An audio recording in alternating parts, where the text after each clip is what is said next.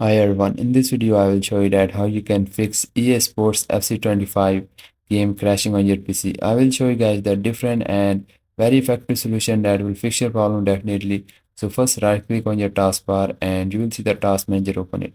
And guys, here you will see all the background application that are running on your PC. You will see the memory or the CPU on the top.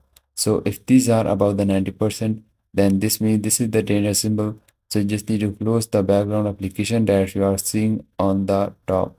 Now these applications are consuming a lot of CPU or RAM and causing your game crash. So just make a right click on all of these, then just click on the end task, then go to the startups on the top, and guys here just disable all the background application because these applications start automatically when you start your PC and causing a lot of CPU or RAM usage and also cause your game crash. So make sure you disable all of these.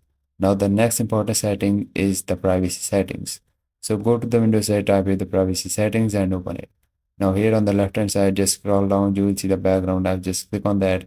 Now here make sure that this is turned off. These applications are also causing your game crash, so make sure that you disable all of these you are seeing here. Now the next important setting is the system configuration settings. So go to the Windows search and just type here the system configurations and open it. And now here you will see the boot on the top, so just click on that, then just click on the advanced options, then just select here the maximum number of processor you have.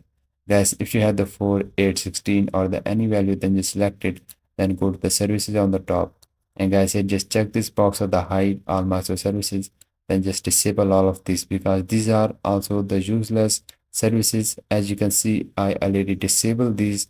Then just click on the apply, then just click on the OK, then you must need to restart your PC to apply the changes, then just launch the game and your any kind of crashing problem will be fixed with this game. And if yes, please don't forget to like this video, and bye bye and take care.